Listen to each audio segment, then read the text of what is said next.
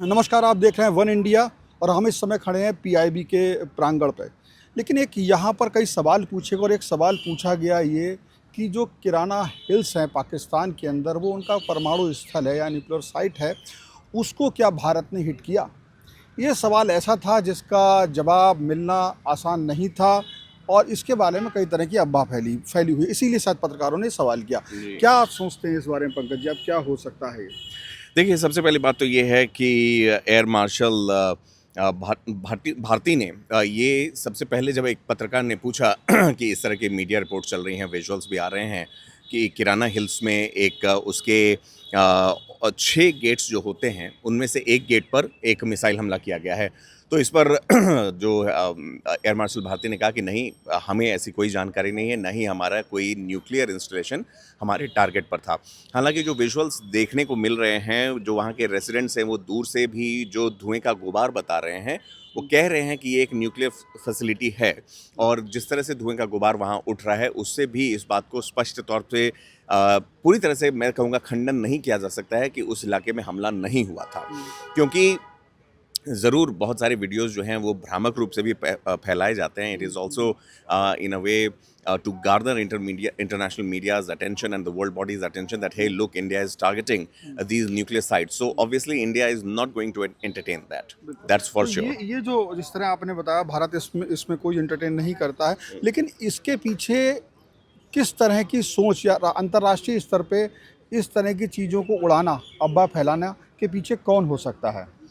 देखिए, सबसे पहली बात तो ये है कि ये जो परसेप्शन की लड़ाई जो पाकिस्तान खेल रहा है और जो वन अपमैनशिप वो मीडिया के थ्रू दिखाना चाह रहा है और अपने लोगों को कन्विंस करना चाह रहा है, उसमें शुरू से हम देख रहे हैं बहावलपुर के जो टेरर कैंप और मदरसों पर जो हमले हुए हैं, उसको न सिर्फ पाकिस्तान बल्कि इंटरनेशनल मीडिया भी एक सहमति जताते हुए दिखा रहा है कि यहाँ देखिए छोटे बच्चे थे, यहाँ महिलाएं थी, यहाँ बुजुर्ग थे जो प्रेयर करते थे। लेकिन हम सब जानते हैं, in fact in the heart of the hearts even Pakistan also knows that we have hit the exact target. बिल्कुल, क्योंकि हम लोगों ने जो टारगेट किए थे वो बिल्कुल सटीक, हमारी एक तो था बिल्कुल सटीक निशाना था और ये इंटरनेशनल मीडिया पर भी ये बात हुई है।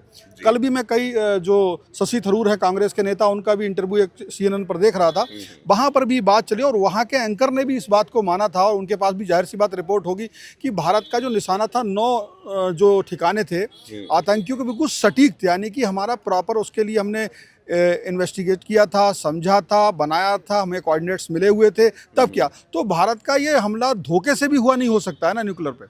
नहीं, नहीं, बिल्कुल नहीं। देखिए, मैं तो इसको इस तरह से देखता हूँ कि ये डेटरेंस अगर क्रिएट भी किया गया है, चाहे ये स्मोक स्क्रीन जिसने भी क्रिएट किया है, वो गलत ही, ये बैकफायर ही करेगा उन पर। क्योंकि अगर ऐसा है तो ये मान के चलिए कि अगर Pakistan even in its wildest of dreams thinks of using a nuclear weapon, then it knows that we are going to hit it right there. We are going to nip it in the bud itself because we know where are the targets and we are easily capable of penetrating their air defense system and striking at will wherever and whenever we want. So this kind of deterrence also goes in India's favor that hey look, India has the capability, India has the know-how of actually dismantling these targets. करते करते ऐसी एक सवाल आया, कितना महत्वपूर्ण है मुझे नहीं पता, क्या इसकी आड़ में पाकिस्तान कोई किसी तरह का परमाणु परीक्षण कर सकता है?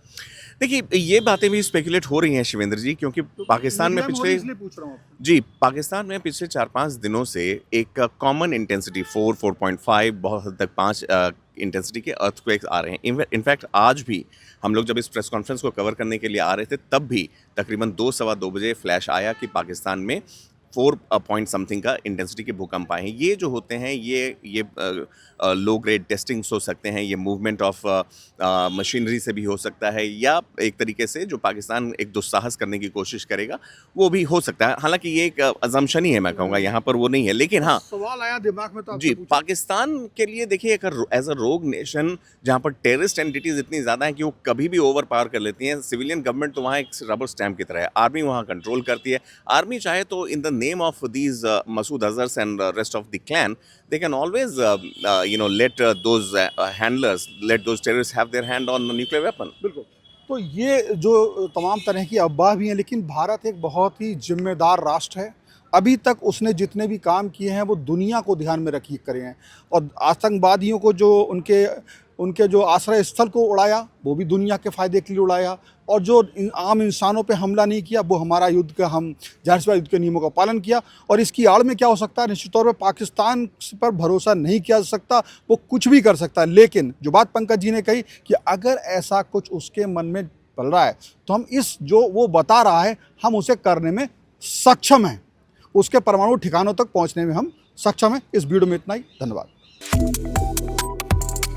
Subscribe to One India and never miss an update.